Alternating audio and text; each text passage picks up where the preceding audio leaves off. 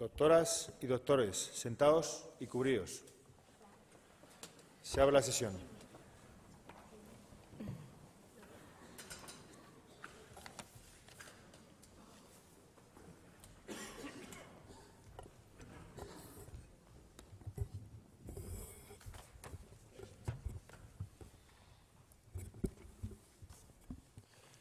La señora secretaria general dará lectura al acta de nombramiento como doctor honoris causa por la Universidad de Alicante a favor del señor Raúl Zurita Canesa.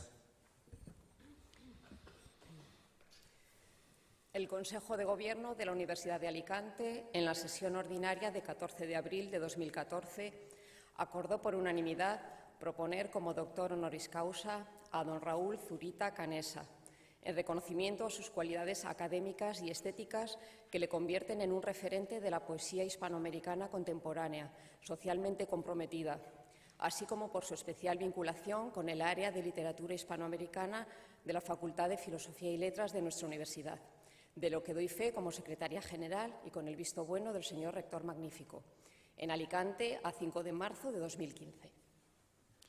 Hágase por el doctor don José Carlos Rovira Soler la laudatio del candidato.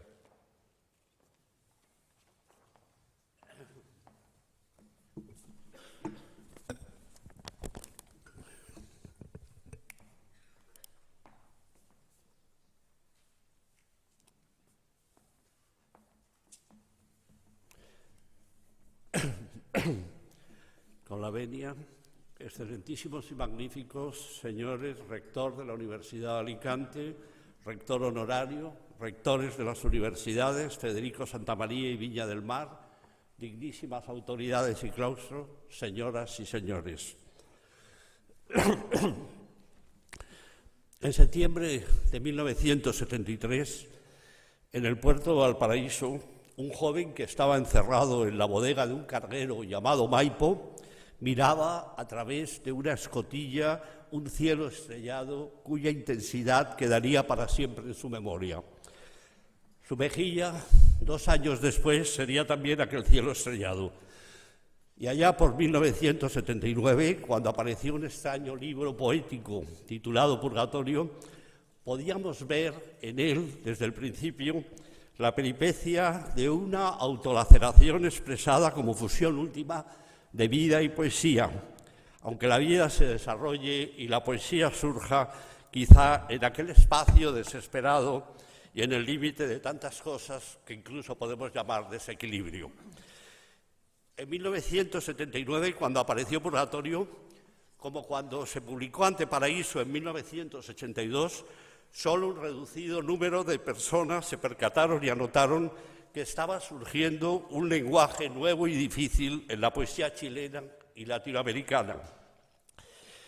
En la poesía escrita en castellano a ambos lados del Atlántico, acostumbrada desde siempre a lecciones vigentes de gran literatura. Muy pocos vieron que detrás de aquellas referencias dantescas, ¿verdad?, había un poeta que estaba jugando la vida y la poesía al azar más difícil de la palabra, buscando construir una alegoría del vivir en la que lo complejo venía determinado por la historia, el amor y las naturalezas, en una consistencia que iba a ser duradera y variante hasta nuestros días. Aquel libro inicial fue también el despliegue de una psicosis que permite cambiar de personalidad para narrarnos un mundo agobiante en el umbral de una psicopatía de la que solo nos puede salvar la escritura. Pero si esto fuera solo el material poético, estaríamos probablemente ante un texto curioso, aunque menor, pero entre otras muchas cosas, el libro al que me refiero, es el primer descubrimiento de la naturaleza chilena como una trayectoria que va a ser permanente y hasta reiterada. El libro es, por ejemplo, el descubrimiento del desierto de Atacama, comenzando por A las Inmaculadas Llanuras. Dejemos pasar el infinito del desierto de Atacama, dejemos pasar la soledad de estos desiertos. Conseguimos vivir allí, personalmente, alguna vez, ese desierto que persigue a Zurita desde el principio. Recuerdo la compañía en días de Atacama de los libros del poeta que permitían descubrir y rememorar las sensaciones de aquella naturaleza en las que nos podíamos repetir como un sueño el silbido del viento todavía recorre el árido espacio de esas llanuras. Con aquellos libros había nacido a la poesía Raúl Zurita, venido al mundo en Santiago de Chile en 1950, descendiente de migrantes italianos por su parte paterna, los Canessa, con aquella abuela Beli que recitaba al niño fragmentos de la Divina Comedia. Y es Zurita un ejemplo poético sobre el que estos días hemos debatido ampliamente en esta casa más de 50 especialistas en su obra en el interior de un congreso internacional titulado Alegoría de la desolación y la esperanza, Raúl Zurita y la poesía latinoamericana actual. Hemos reflexionado sobre su obra, lectoras y lectores, amigas y amigos del poeta, que encontramos en su amplia producción espacios de sorpresa, sorpresa atenta e incluso espacios de emoción. En muchas horas de intervención y debate hemos aprendido que la obra de un poeta como Zurita puede servir para reflexiones sobre la poesía contemporánea, la épica, la tradición clásica, la geografía, las tecnologías de la información, la imagen, la pintura, el arte contemporáneo, América, la historia próxima y la memoria de la historia, la memoria histórica. Un día, ante las grandes lápidas que forman el memorial de los asesinados y desaparecidos en el cementerio general de Santiago de Chile, pudimos leer un verso que hemos leído esta mañana en el campus al plantar Raúl Zurita en la Araucaria.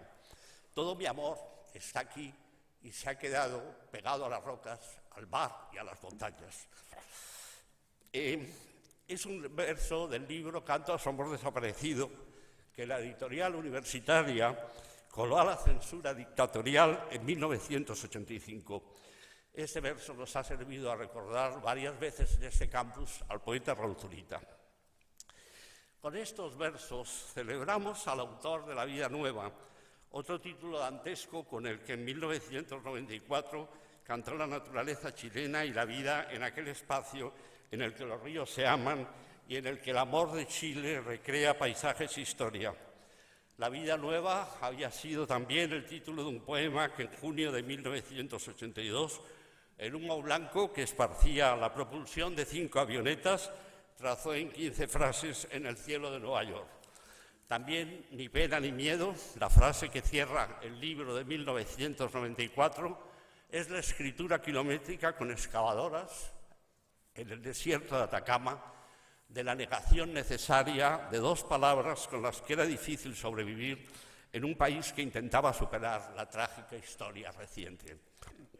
La exposición con el título Escritura material, que está en el museo de nuestra universidad desde anteayer, en que fue inaugurada, les servirá sin duda a todos ustedes para seguir la conmoción que provoca la escritura celeste y terrestre, la que tiene diseños, proyectos, imágenes y figuraciones que confluyen en la obra de Raúl Zurita en la doble dimensión de un arte de la tierra, el land art de los años 60, y de un arte americano por su condición grandiosa de arte en la naturaleza. Para la dimensión de un arte americano recordamos siempre las palabras del propio Zurita en los poemas muertos. No esculpimos el Moisés ni la Pietà, no nos fue dada la cúpula de San Pedro, pero están los Andes, la vastedad del Pacífico y los glaciares, la visión del desierto de Atacama transparentándose frente al océano. Es eso, no pintamos el juicio final, pero nos tocó el color de los desiertos, el color más parecido al de nuestras caras. Hemos dedicado estos días una página de autor a Raúl Zurita en la Biblioteca Virtual Cervantes, y en ella podrán seguir las líneas principales de su producción, incluso los episodios visuales de su escritura material y hasta leer algunas obras íntegras del autor que generosamente ha cedido.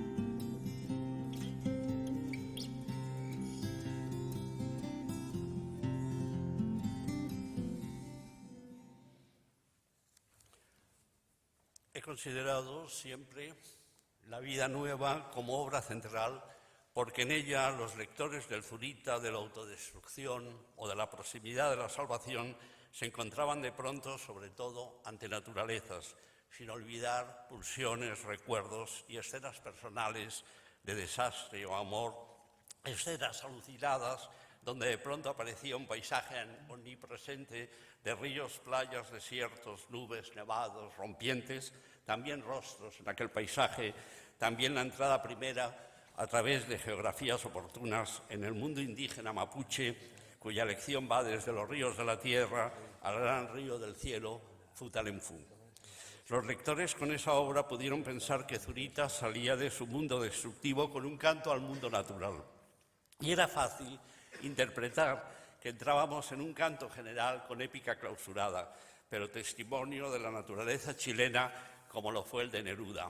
Pero al ir leyendo los poemas, notamos que la naturaleza es amor y violencia y movimiento. Comprendemos que ésta consigue reflejar un vivir con sus pasiones y sus muertes, como el de los seres humanos. Logra expresar una forma de alma universal y dinámica que responde a una construcción panteísta, repleta, sin embargo, de motivos cristianos, de falsos versículos a veces que firman falsos profetas y sobre todo de verdaderos versículos que firman verdaderos profetas, de invenciones de fuentes o de usos geográficos concretos entre aguas que se abren en un éxodo chileno y bíblico o en salmos como el que recuerdo. Entonces, desmembrados de amor, como muñones a la deriva, así entramos en el mar, arrancados, igual que los paisajes que nos iban cargando hasta doblarnos, traspasados bajo las montañas, a pedazos, estrujándonos entre los paredones de las aguas. El mundo sigue construido como desolación y el canto natural es humano, rastrea naturalezas del dolor, donde también el amor y algunos recuerdos, pequeñas plenitudes, permiten la supervivencia. La naturaleza nos permite sobrevivir en un mundo que sobre todo es violento, aunque ella misma refleje en intensa personificación la violencia. Si en 1994 La vida nueva cerraba y abría un periodo de su obra, quedaban flotando temas que recuperaría en libros como INRI de 2003, donde de nuevo la represión causada por la dictadura chilena se convierte en carnadas humanas que caen sobre los ríos y mares alucinantes, torbellinos de peces que son tumbas en la alegoría desolada de la historia sufrida. Empezaba en esos años, de comienzos de nuestro siglo, una escritura que ha sido inventado su último libro, titulado simplemente Zurita y firmado por Zurita. Un volumen de 750 páginas publicado en 3 ediciones en Chile, en México y en España entre 2011 y 2012. Un volumen que, como cronología interna, tiene fragmentos de vida del autor que estructuran la obra. Un título, Tu rota tarde, comienza situando un poema inicial en la tarde del 10 de septiembre de 1973, el día antes del golpe de Estado fascista que cambió la vida a Zurita y al pueblo chileno. Se entremezclan allí una manifestación, su griterío, sus consignas y cantos con el pedrerío reseco del Pacífico, con Valparaíso, con confusiones temporales de una vida rota que nos lleva al desahuciado atardecer. La historia mezclada con la autobiografía y la naturaleza son una constante ya que van a recorrer esta obra, aunque ésta sea ya un recurso surgido desde el primer libro. A Tu rota noche le precede un poema titulado Imborrables erratas, que abre desvelos entre las últimas manifestaciones del 10 de septiembre. Cabeceos insomnes en mesas de café, jóvenes comunistas entre los que está el autor que han gritado las últimas consignas del día, el puerto de Valparaíso de nuevo, el temor a que el sueño signifique la muerte y la imagen indeleble de los tanques que comienzan a horadar la luz cenicienta del amanecer. La serie de poemas que siguen se abre con un mar bíblico cuyas aguas están apartadas y abiertas tras el último desfile. Un mar que permitirá la huida, abrazado por una madre y sus lágrimas en el interminable desierto, hasta que se funden con la muchedumbre que huye. Siguen recuerdos infantiles entremezclados con el éxodo, naturalezas, recuerdos culturales entrelazados. Tu roto amanecer está precedido por la indicación de que ya es 11 de septiembre y una construcción onírica lleva seguramente a espacios familiares seguros, una casa con los mismos muebles y cuadros, una madre con un niño en brazos que no puede mirar a quien narra el episodio, mientras el éxodo continúa protagonizado por una humanidad que grita, mientras el poeta también grita mirando la casa familiar en medio de la tierra devastada. El decurso de un día es el acaecer que ordena e identifica la estructura del libro, entremezclando siempre historia, recuerdos familiares, retazos autobiográficos y es evidente ya uniendo naturalezas y culturas en un acontecer que probablemente es irresumible porque un día nos lleva a un tiempo memorial que es el del poeta y a un tiempo histórico que es a veces el de la humanidad. Zurita, como he dicho, son 750 páginas que al resolver su última producción recuperan elementos y estructuras del decir poético que se había iniciado en 1970. Podría seguir deambulando por la amplitud de su obra y podremos seguir desvelándonos con ella. Podría haber contado también que Zurita es uno de los grandes poetas que ha conseguido crear un lenguaje de amor y recordar incluso poemas como Guárdame en ti o Porque allí vive mi corazón, preferidos junto a tantos otros. Podría hablar incluso del poeta que llegó alguna vez a escribir una poesía militante, política, cuando consideró necesario, allá por el año 2000, hacerlo. Podría hablar de otros libros poéticos que son esenciales, como la serie que fue apareciendo previa a Zurita, pero que formaban parte del mismo proyecto. Las ciudades de agua, cuadernos de guerra, sueños para Kurosawa, la posibilidad de una obra en progreso que sorprendía en cada fragmento de su aparición, la posibilidad abierta de la palabra que reconstruía un itinerario y un universo que alguna vez he intentado definir con la óptica de un caleidoscopio, en el que la reiteración de un cristal, la misma asociación, no solamente lo impide, sino que favorece la infinita posibilidad de la imagen. Podría recordar también algunos ensayos teóricos sobre pintura, excepcional su visión sobre Francis Bacon, Entre la cruz y la nada, o sobre la poesía, sus mitos, sus lenguajes y su supervivencia, como los poemas muertos, un ensayo necesario para entender su universo cultural. Podría comentar también su entrada a la novela autobiográfica En el día más blanco, que es imprescindible para reconstruir la primera trayectoria personal, la de la infancia. Podría haber reconstruido momentos biográficos de amplia dimensión social, como el tiempo del colectivo de acciones de arte, que desde 1979 a 1983 mantuvo algunas sonadas performances de confrontación con la dictadura. Les podía también hablar del Zurita antólogo, el que varias veces ha reconstruido el espacio poético de la poesía más joven que se está haciendo en Chile y en Latinoamérica. Pero es ya el momento de concluir y lo haré antes de decir la fórmula habitual con un recuerdo personal de algunos nombres que pedirían lo mismo que yo. En este caso, estoy seguro que la petición de doctorado honoris causa para Raúl Zurita Canessa hará que desde la nada, el cielo o donde se encuentren, digan que sí a lo que estoy solicitando Pablo Neruda, Víctor Jara y Salvador Allende.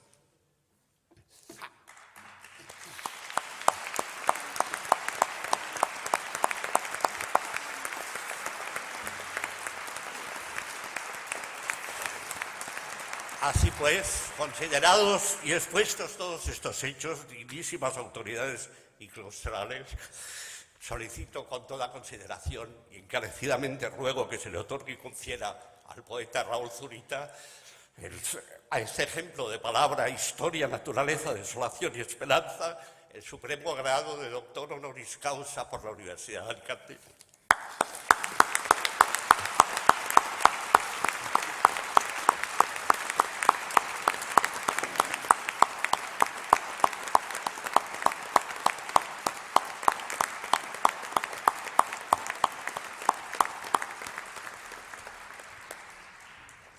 ¿Estáis de acuerdo en que don Raúl Zurita Canessa sea investido como doctor honoris causa?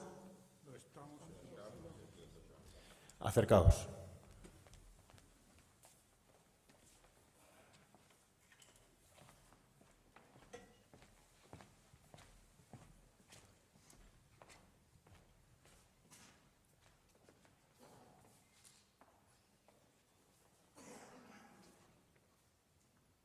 Ahora voy a proceder a la solemne colación del título de doctor honoris causa al señor Raúl Zurita Canesa.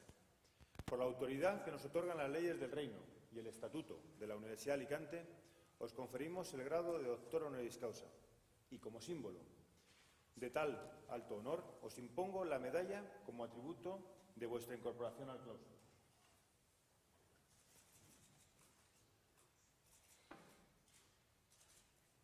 Os impongo este birrete cual corona de vuestros estudios y méritos.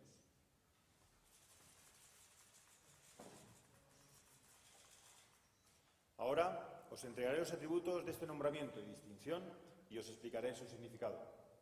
He aquí el libro que simboliza los secretos de las ciencias.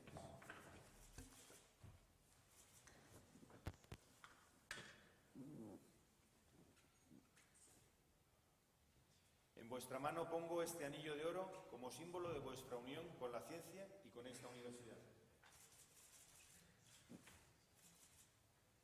Recibid, en fin, los guantes blancos como símbolo de la pureza y la fortaleza que vuestras manos han de conservar y también como signo de vuestra altísima dignidad. Os abrazo para indicar nuestro mutuo afecto y fraternidad.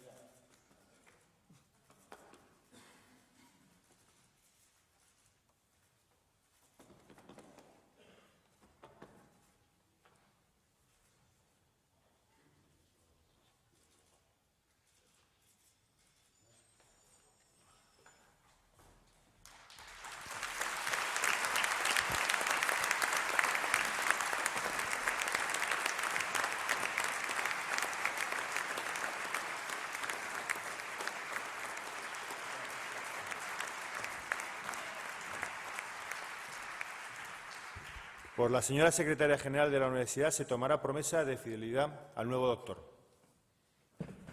¿Prometéis observar todas y cada una de las normas de la Universidad de Alicante? Sí, prometo. Y en primer lugar, siempre y donde quiera que estuviereis, guardaréis los derechos, privilegios y el honor de la Universidad de Alicante y la ayudaréis y le prestaréis vuestro concurso, apoyo y consejo en los asuntos y negocios universitarios cuantas veces para ello fuereis requerido. Recibo vuestra promesa. La Universidad de Alicante es testigo y será juez si faltaréis al compromiso. Sentaos. Bueno.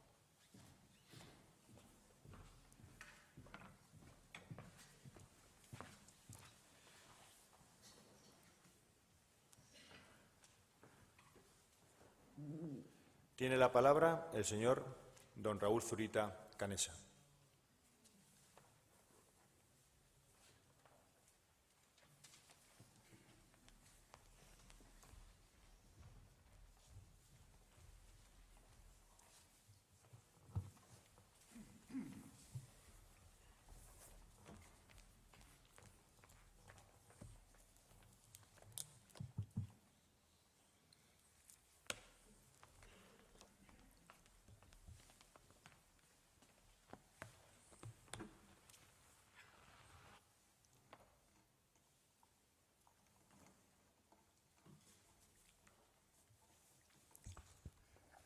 Excelentísimo y magnífico señor rector de la Universidad de Alicante, excelentísimo señor rector de las Universidades Técnicas Federico Santa María y Viña del Mar, Chile, excelentísimo señor rector honorario, excelentísima decana de la Facultad de Comunicación y Letras de la Universidad Diego Portales, excelentísimas e ilustrísimas autoridades, claustros de doctores de la universidad, miembros de la comunidad universitaria, señoras y señores. Agradezco profundamente a las autoridades de la Universidad de Alicante y muy en especial a su rector, don Manuel Palomar, el doctorado honoris causa que hoy me ha conferido. Es un altísimo honor que valoro profundamente. Hace 15 años fui invitado por el Centro de Estudios Mario Benedetti de esta prestigiosa universidad, iniciando un diálogo ininterrumpido desde entonces, que para mí es tan entrañable como imprescindible. Colegas, amigos tan queridos, continuaremos la conversación. Agradezco a cada uno de los profesores, estudiantes, personal de la Universidad de Alicante, con quienes he tenido el honor y el placer de interactuar en tantas ocasiones. Les doy mis más sentidas gracias a todos los que se reunieron en las jornadas en torno a lo que se supone mi obra, asegurándoles que el haber escrito algunos libros no me da el derecho de creerme su autor, aunque yo mismo diga, mi obra, no soy su autor. Sí lo es el mar general del habla, de donde todo surge y a donde todo vuelve. Amigos, les he manifestado mi gratitud, ahora debo hablarles de mi vergüenza. Lo que les leeré a continuación se titula Son importantes las estrellas, poesía y adversidad, y efectivamente tiene que ver con la vergüenza, con la adversidad, con la poesía y con las estrellas.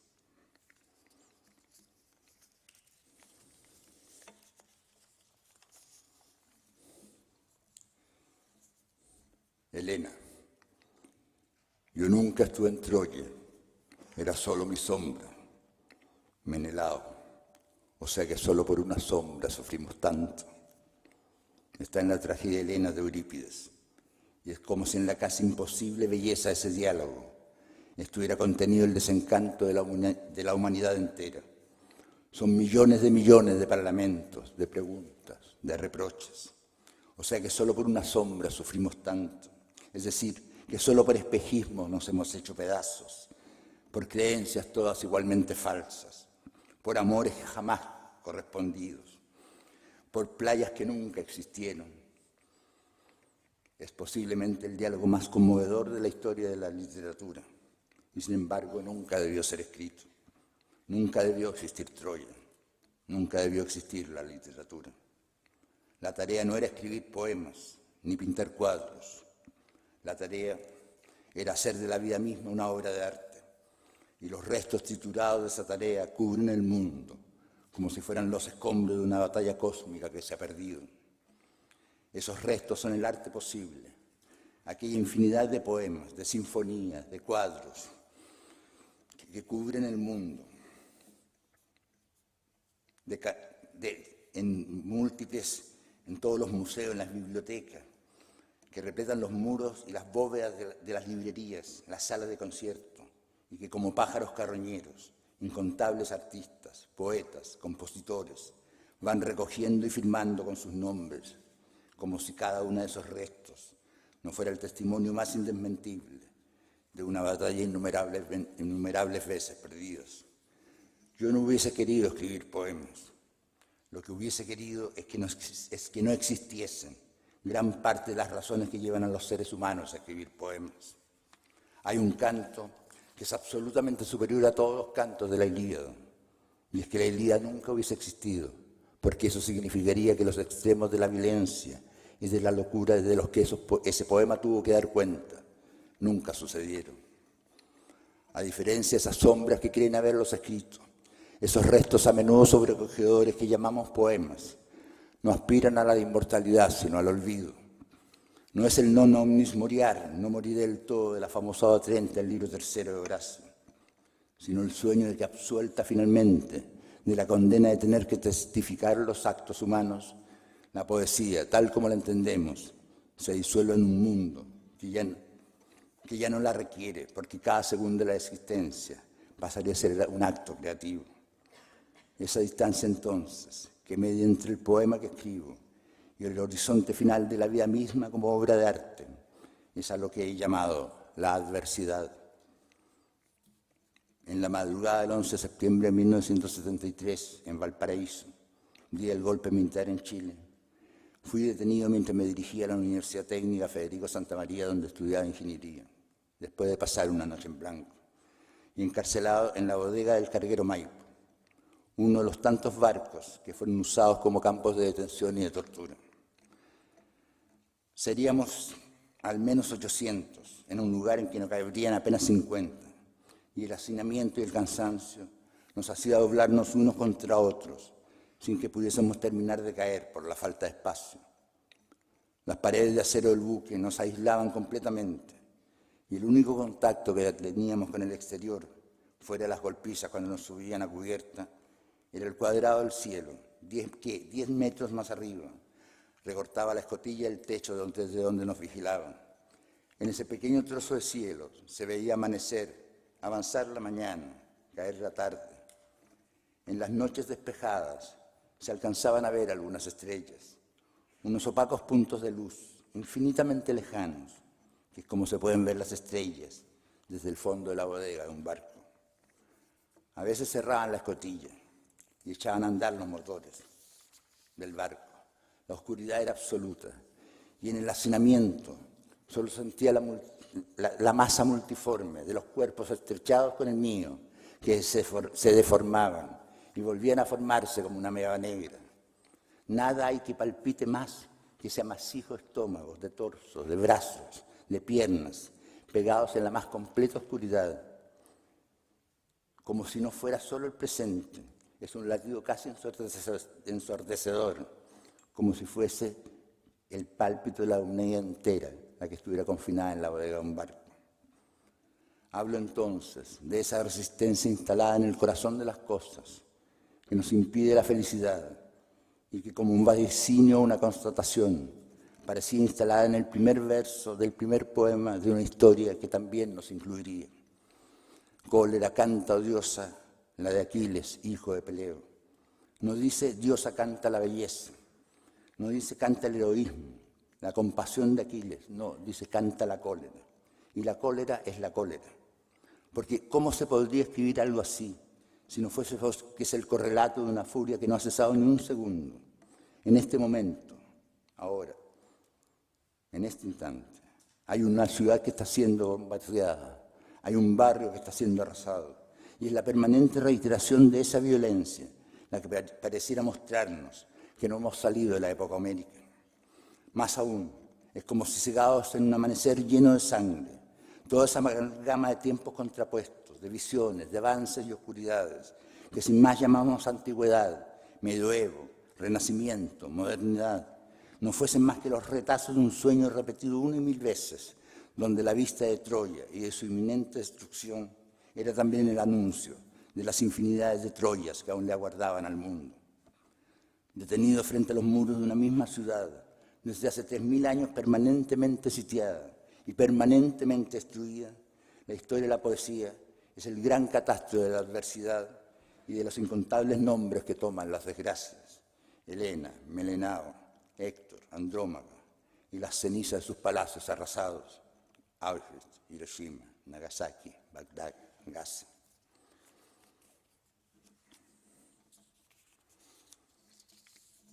Pero es también el registro de la compasión. Nunca he logrado expresarlo con claridad, pero es esto. En 1993, la fotografía de 2 jóvenes muertos que yacían abrazados sobre un puente a la salida de Sarajevo recorrió el mundo. Él era un joven serbio y ella musulmana, y les dispararon mientras intentaban huir de la ciudad para casarse. De inmediato los medios publicaron la foto bajo el titular Romeo y Julieta en Sarajevo. Pues bien, exactamente, para que nunca esa foto hubiese existido, es decir, para que nunca más 2 jóvenes deban morir víctimas de conflictos que los anteceden, es que Shakespeare escribió Romeo y Julieta. Todos los grandes poemas, desde las primeras epopeyas hasta la estremecedora poesía de los nuevos jóvenes chilenos, son el intento más vasto y desesperado por dirigir desde este lado del mundo, desde el rostro martillado del humano, una piedad que preserve a los que vengan de los horrores que esos poemas tuvieron que narrar. Le correspondió a la poesía, es decir, a esos escombros triturados de una lucha hasta hoy perdida, ser el descomunal registro de la violencia y, paralelamente, el registro no menos descomunal de la compasión. Cada ser humano es el puerto de llegada de un río inmemorial de difuntos, y en cada palabra que nos decimos, aquellos que nos antecedieron vuelven a tomarse la voz. La historia de una lengua es la historia de la infinidad de seres que yacen en cada sonido que hablamos. Y cuando volvemos a usar esos sonidos, esas pausas, esos acentos, les estamos dando ese mar antiguo de voces, los sonidos de un nuevo amanecer, porque hablar es hacer presente a los muertos. Una lengua es antes que nada un acto de amor.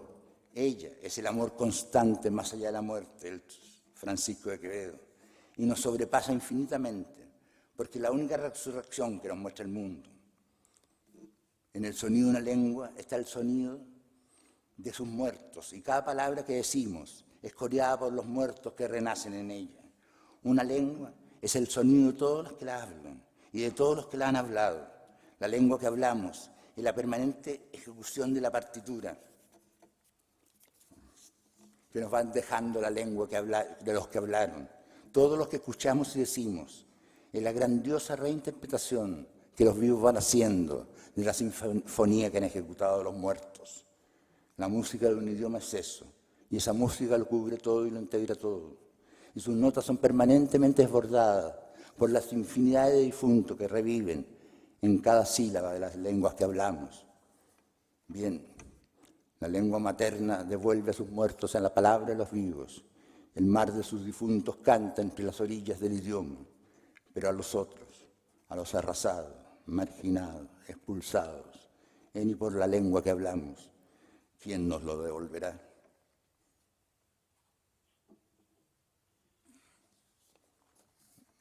Es la pregunta que abre el nacimiento de la poesía en América.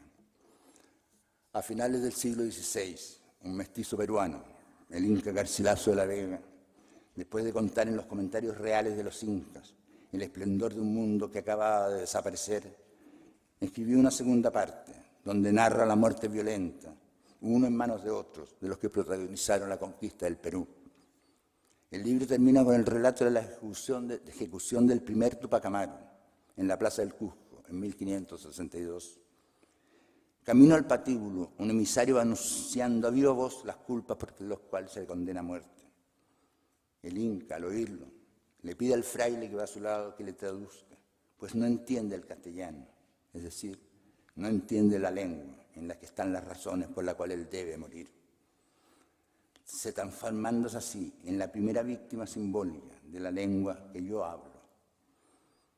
El golpe es impresionante, porque las razones por las que todos debemos morir siempre están expuestas en un idioma extranjero, en un idioma que jamás entenderemos.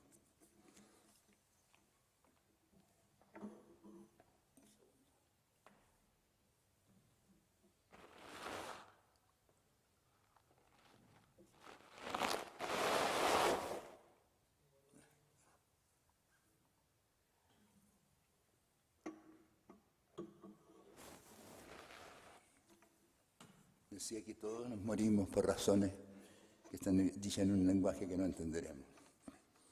Paralelamente, en el poema La Araucana de Alonso Ercilla, quien participó como soldado en la guerra de la conquista en el sur de Chile, hay un pasaje, exactamente en el canto 20, que debería ser nombrado el pasaje de la compasión. En él, Ercilla cuenta que una noche, estando de guardia frente a un campo cubierto con los cadáveres de los araucanos, dejaron atrás de sí, después de haber sido rechazado, ve una sombra que se desliza entre los muertos. Corre entonces hacia ella, y cuando está a punto de descargarle su espada, se da cuenta que es una mujer, Tegualda, y que allí está buscando el cuerpo de su amado Crepino. Ercilla escucha su relato, y movido por la compasión, ayuda a Tegualda a buscar el cadáver, y finalmente cuando ella lo encuentra, Ercilla le ordena a los indios a su servicio, que con las primeras luces del alba carguen el cuerpo hasta los deslindes de un bosque cercano donde su pueblo pueda recogerlo y hacerle las honras fúnebres. La grandeza de ese acto central, que está presente también en la Ilíada, radica en que es Alonso Ercilla, es decir, el poeta, quien devuelve el cadáver del enemigo a sus deudos. Ambos relatos, el de la decapitación del Inca Garcilaso y el de la piedad de la poesía de Alonso Ercilla, son los que inician esa forma nocturna y sublime con que la poesía hispanoamericana ha intentado una y otra vez inventarles un nuevo mundo a nuestras derrotas, esto es, entregar los cuerpos que nuestros países, y mi país en particular, aún no nos han entregado. Es lo que he tratado de precariamente mostrar en lo que he escrito. He imaginado en medio del horror de la dictadura sagas inacabables que me borraban al amanecer, poemas alucinados y heridos, donde el Pacífico flota suspendido sobre las cumbres de los Andes y donde el desierto de Atacama se eleva como un pájaro sobre el horizonte. Escribir esos poemas fue mi forma íntima de resistir, de no enloquecer, de no resignarme. Sentí que frente al dolor y al daño había que responder con un arte y una poesía que fuese más fuerte que el dolor y que el daño que se nos estaba causando. No se trataba de lanzar andanadas de pequeños poemas de combate, sino de algo mucho más arrasado, más luminoso, más sordo, más violento. Pero para eso había que aprender a hablar de nuevo, comenzar desde cada letra, porque ninguno de los lenguajes que existían antes servían para dar cuenta de la magnitud de lo que había sucedido y que continuaba sucediendo. Siento que los escombros de esos años están allí, en esos intentos, y que dictados por un deseo que nos sobrepasa. Los poemas no son sino los sueños que sueña la tierra, los sueños con los que intenta lavarse el sufrimiento humano, y que uno no puede nada frente a eso, sino apenas grabar unas marcas, unos mínimos retazos que quizás sobrevivan al despertar.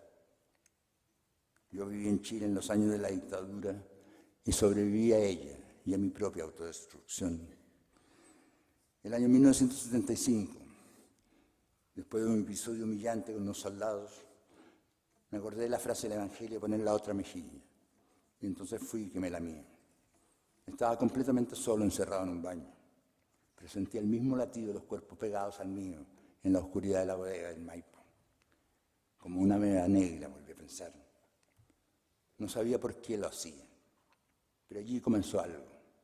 Recordé que de muy niño había visto un avión que volaba en círculos, trazando con humo blanco el nombre de un jabón para lavar ropa, e imaginé de golpe un poema escribiéndose en el cielo. ¿Por qué justo en ese momento me acordé de eso? Nunca lo sabré, pero fue instantáneo, y en no más de 15 minutos tenía la frase que lo compondría. Supe entonces que aquello que se había iniciado en la oscuridad total de una bodega repleta de prisioneros, a los que acababan de cerrar las compuertas, debía concluir, más tarde pensé, debía concluir con el vislumbre de la felicidad, al menos con el vislumbre del fin del dolor. Más tarde pensé en una escritura sobre el desierto, que solo pudiese ser vista desde las alturas. Solo diría ni pena ni miedo, y estaría surcando un país donde casi lo único que había era pena y miedo. Nadie debe dañarse, para eso bastan los otros. Sin embargo, hay imágenes de todos esos años que no me abandonan. En 1982 vi recortarse sobre Nueva York las 15 frases del poema En el cielo, y su registro forma parte de un libro llamado Anteparaíso. En estos días, mirando esas fotografías en el bellísimo museo de esta universidad, me di cuenta que el trasfondo de ese poema no es el cielo iluminado, sino la noche, la oscuridad de todas las prisiones, de todas las cárceles clandestinas, de todas las bodegas usadas como jaulas de hombre, de todos los cuartos donde hay seres humanos que van a matar. Las 15 frases del poema no están trazadas sobre el azul del cielo, esas fotografías están trazadas sobre lo más oscuro de nuestro mundo. Es, como le digo, parte de lo que he intentado. Un poeta español, un joven, y sin duda muy bueno, planteó que quien no era capaz de escribir un soneto no era poeta. Quisiera creerle. Yo mismo he escrito decenas de sonetos, ninguno desgraciadamente igual a los de Francisco de Quevedo, por lo que lo derroto sin piedad. Ignoro si este poeta lo ha logrado, pero me temo que su requisito no sea suficiente. No se trata de escribir o no un soneto, se trata de matar a un hombre. Quien no es capaz de matar a otro hombre no será jamás un artista, pero quien lo hace es infinitamente repudiable y peor que eso, es un asesino. En ese borde habita el arte. No hemos sido felices. Tal vez esa es la única frase que podemos sacar en limpio de la historia y la única razón del por qué se escribe, del porqué de la literatura. Y sin embargo, esos restos, esa montaña de cuadros y poemas, de frescos y sinfonías, son también la única prueba de que ha habido una batalla y que ella continúa dándose, la que segundo a segundo libran millones y millones de seres humanos sobre la faz de la tierra por convertirse en seres humanos y por continuar siéndolo. Creo que todo lo que puede haber hecho está allí, en esos intentos, escrito desde un cuerpo que envejece, que se dobla, que se rigidiza, que tiembla, pero también sobre ese cuerpo, sobre sus dolores, sobre los dolores que yo mismo les he causado a otros y los que me he infligido yo sobre su piel. Siento que se escribe desde una cierta irreparable desesperación y a la vez desde una extraña alegría, extraña porque es como si naciera de la imposibilidad de la dicha. Del encuentro de esos fantasmas nace la escritura. La escritura son como las cenizas que quedan de un cuerpo quemado. Para escribir es preciso quemarse entero, consumirse, hasta que no quede una brizna de músculo, ni de hueso, ni de carne. Es un sacrificio absoluto y al mismo tiempo la suspensión de la muerte. Es algo concreto. Cuando se escribe se suspende la vida y por ende se suspende también la muerte. Escribo porque es mi ejercicio privado de resurrección, pero en rigor toda obra es un ejercicio de resurrección. Emerge por un segundo el mar general del habla, del que todo surge y al que todo vuelve, porque en suma, sea lo que afirma o desmiente una obra, lo que nos está diciendo es que no fuimos felices, que si lo hubiésemos sido, el arte no habría sido necesario, porque cada instante de la vida habría sido la más impresionante de las sinfonías, el más vasto de los poemas. Todos los poemas entonces, desde las primeras epopeyas, son el intento más desesperado por levantar desde la vida, desde el rostro del humano, una misericordia por cada detalle del mundo. Por nuestra indefensión, una misericordia por nuestra necesidad de amor, por nuestra indescriptible y tímida ternura, e intentar la demente pasión de la esperanza. Y no me refiero a una esperanza media, a una esperanza cautelosa, sino a una arrasadora esperanza, tan fuerte que sea igual en tamaño a todo lo que hemos sufrido. En 1993, 20 años después de la madrugada en que se inició el golpe de Estado en Chile, vi la escritura en el desierto de Atacama y efectivamente solo podía ser vista completa desde la altura. Está entonces la esperanza, pero ¿la esperanza de qué? Esperanza de que el león paste al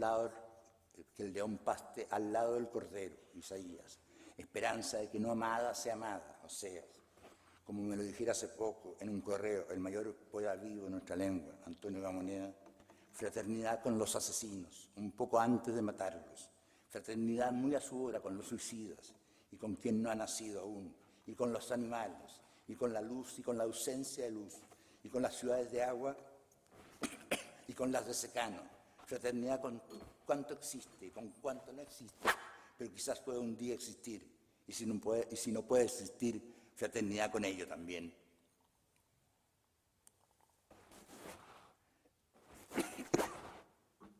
En un mundo de víctimas y victimarios, la poesía es la esperanza de lo que no tiene esperanza, es la posibilidad de lo que no tiene absolutamente ninguna posibilidad, es el amor de lo que no tiene amor, quemada en ciudades que siguen ardiendo para siempre, triturada en sagas que jamás debieron haber existido, en cantos que nunca debieron haber sido cantados, en tragedias que debieron evitarse. La poesía ha sido mi militancia en la construcción del paraíso, aunque absolutamente todas las evidencias que tenemos a mano nos indiquen que ese propósito es una locura. Termino con el poema final de Antiparaíso.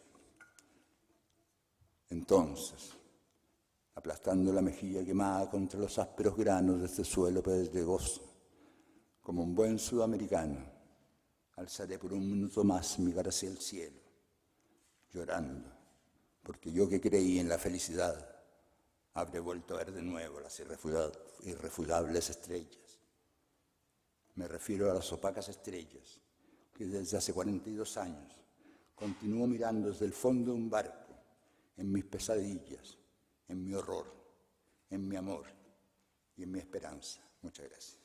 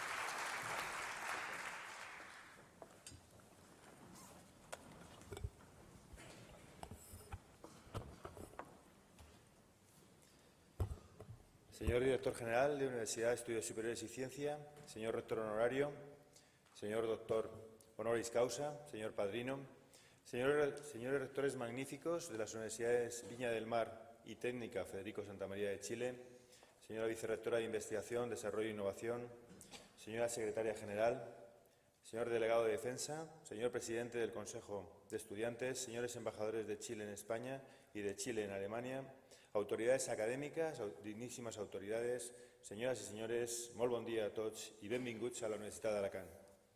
En primer lugar, quiero agradecer a todos ustedes su presencia hoy aquí, en este emotivo acto honorífico de investidura como doctor honoris causa del poeta Raúl Zurita.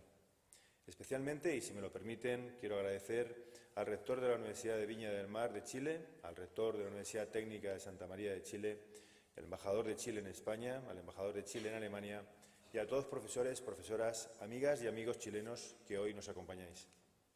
La Universidad de Alicante acoge en su claustro al ilustre poeta Raúl Zurita, de dilatada trayectoria artística, académica y cultural vinculada al mundo universitario. Desde hace ya muchos años mantiene estrechas relaciones científicas y académicas con nuestra universidad. En la Laudatio se ha puesto de manifiesto la prestigiosa trayectoria de Raúl Zurita, uno de los mejores poetas de la segunda mitad del siglo XX. Y quisiera por ello felicitar al profesor Rovira por la brillante Laudatio que refleja las extraordinarias aportaciones de nuestro nuevo doctor, así como agradecerle la organización del Simposio Internacional y del conjunto de actividades alrededor de la figura y de la obra del poeta que hoy homenajeamos. Y deseo hacer extensivo este agradecimiento y felicitación a las profesoras Carmen Alemán y Eva Valero. Pero permítanme que antes de centrarme en los aspectos destacados de la obra de Zurita, trace las líneas institucionales que imbrican con este significado doctor honoris causa. En el acto de apertura del presente curso académico se trazaron las principales líneas estratégicas que pretendemos llevar a cabo durante este año académico en el marco del 35º aniversario de nuestra universidad y basadas en el plan estratégico. Además de la mejora constante en la calidad de la formación universitaria y de la necesaria excelencia en la investigación y en la transferencia de conocimiento, como elemento decisivo para mejorar la productividad y la competitividad económica, seguimos potenciando vínculos con nuestro entorno institucional, económico y social más próximo, en línea con las claves estratégicas de un espacio del conocimiento socialmente responsable. Así, la universidad, a través de un conjunto de iniciativas y actuaciones diversas, sigue favoreciendo la inclusión social y constituye el instrumento útil para mejorar el bienestar, elevar los niveles de desarrollo, fomentar la creatividad y favorecer la transmisión de valores. En consecuencia, la universidad, en estrecha cooperación con los poderes políticos, las empresas y otras instituciones de la sociedad civil, apuesta por el desarrollo de proyectos a escala del territorio y de su entorno, que conecten fecundamente la formación y la investigación con las necesidades del entorno, al tiempo que establecen mecanismos de engarce con el sistema productivo y facilitan el emprendimiento y la inserción laboral de nuestros titulados. La Universidad de Alicante abrió una extensión de la sede de la ciudad de Alicante en el corazón de la ciudad, el edificio de San Fernando, próximo al edificio de Ramón y Cajal, donde ambos constituyen la sede Ciudad de Alicante. Un nuevo edificio que desde su apertura el pasado noviembre se ha convertido en un punto de referencia para los jóvenes universitarios, tanto por sus salas de estudio como por los encuentros de los jóvenes con las empresas o en los espacios de creatividad artística y cultural, conferencias o jornadas científicas. Todo un éxito para la universidad y para Alicante, que refuerza aún más nuestra presencia en la ciudad de Alicante. Pero para seguir con las propuestas estratégicas de la Universidad de Alicante y con su aportación al presente y porvenir de la provincia, el impulso de la internacionalización es una apuesta irrenunciable en varias dimensiones y direcciones. La Universidad de Alicante tiene firmados convenios de movilidad y es socia de más de 700 universidades en más de 100 países repartidos entre los 5 continentes. Somos conscientes del potencial de esta extensa y tupida red de relaciones, no solo para la universidad, como embajadora y carta de presentación de la provincia, sino para sus ciudades y potencialmente para sus instituciones y empresas. Somos conscientes del hecho de que el español sea, según el Instituto Cervantes, la segunda lengua nativa más hablada del mundo, tras el chino mandarín y el segundo idioma de comunicación internacional. Nos haríamos, me parece, un flaco favor si no consideramos los estrechos vínculos que nos unen con los países latinoamericanos, si no tuviéramos en cuenta su potencial y el mutuo beneficio que podríamos obtener de una colaboración más estrecha con ellos. Uno de los objetivos centrales del tercer encuentro de rectores internacional que realizamos en Río de Janeiro era impulsar un espacio iberoamericano del conocimiento socialmente responsable. Y huelga decir que un proyecto a tal punto ambicioso requiere de actuaciones a varias dimensiones interconectadas.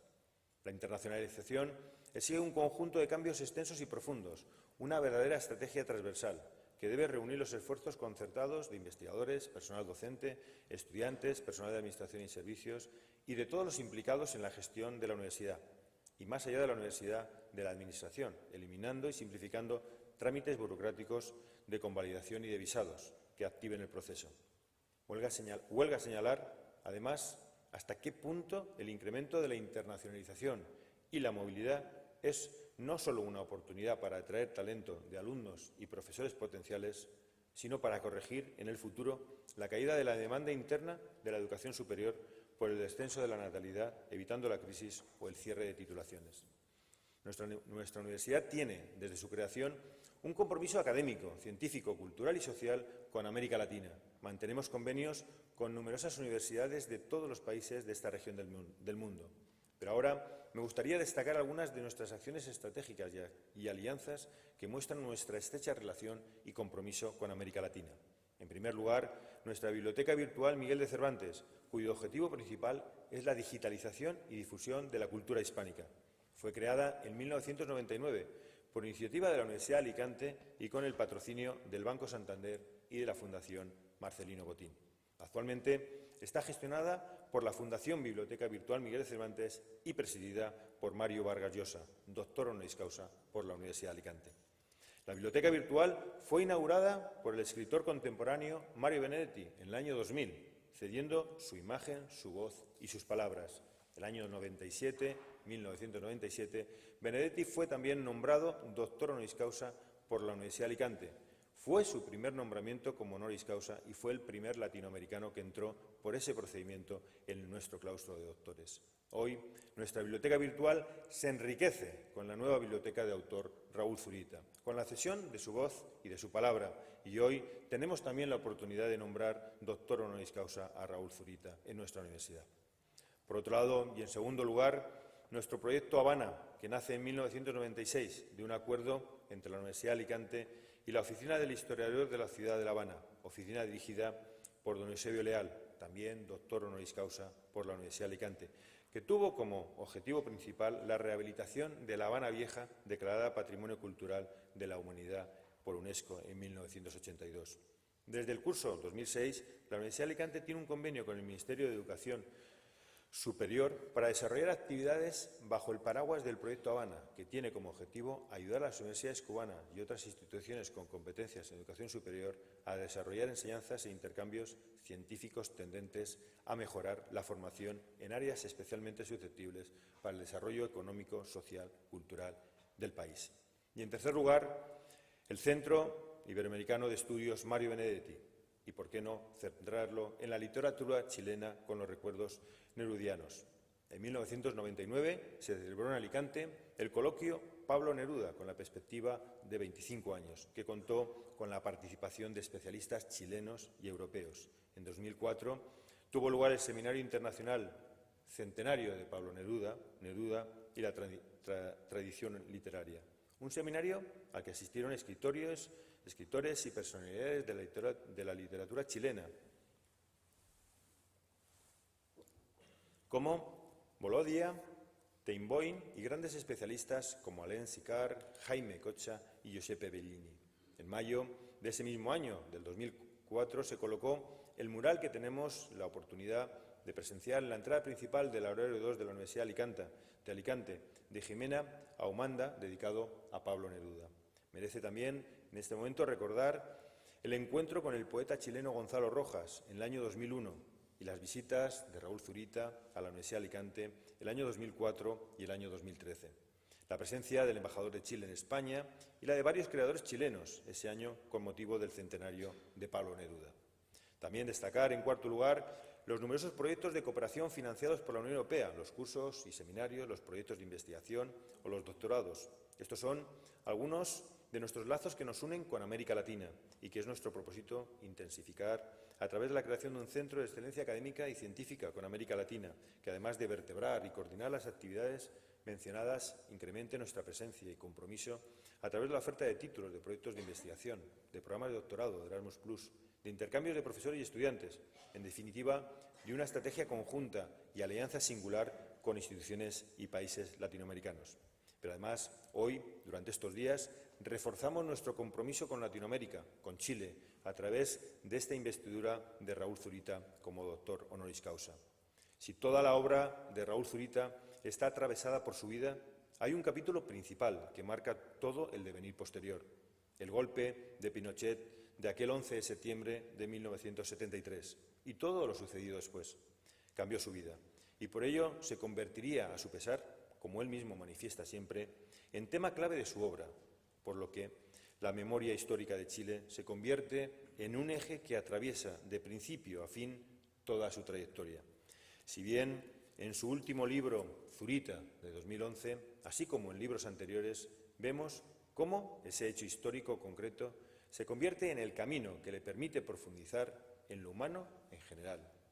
De modo que la obra poética de Zurita se cifra, finalmente, en la humanidad toda, a la que el poeta llega siempre desde lo individual, a lo real y a lo histórico. Por ello, uno de sus poemarios más célebres, El canto a su amor desaparecido, supera la coyuntura espaciotemporal de los abusos de la dictadura en Chile para erigirse en un canto universal de dolor y memoria. Y de ahí también el título de su último libro, Zurita, que lejos de cualquier egolatría debe interpretarse como el camino que le permite profundizar en lo humano, desde el propio ser en su individualidad, tal y como el poeta ha planteado en diversas ocasiones y que resume en un concluyente: todos somos uno. En este último libro, que el propio Raúl Zurita depositó en mis manos hace ahora 2 años, en su última visita en el año 2013, la historia se mezcla con la autobiografía y con la naturaleza chilena como constantes que lo recorren. Un libro en el que la naturaleza y la cultura nos lleva siempre al mismo punto de partida, el memorial de la desolación, pero también el memorial de la esperanza en un devenir histórico que es finalmente el de la humanidad. Hoy, como he dicho anteriormente, fortalecemos nuestro compromiso científico, académico, cultural y social con Latinoamérica y con Chile en particular. Y quisiera manifestar nuestra más sincera felicitación y agradecimiento en nombre de toda la Universidad de Alicante al poeta, doctor honoris causa por la Universidad de Alicante, Raúl Zurita, por su apoyo incondicional a la Universidad de Alicante y por su compromiso social, artístico y cultural. Felicidades, muchas gracias y buenos días.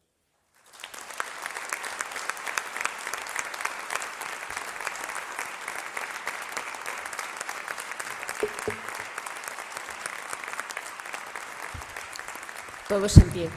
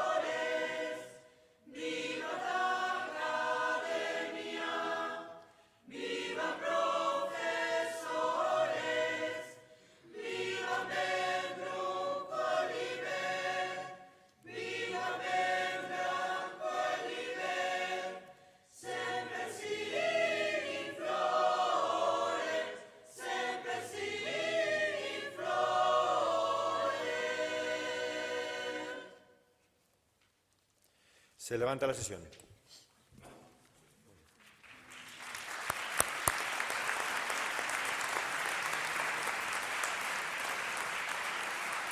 bé. Ja, ja. Sí, sí, sí.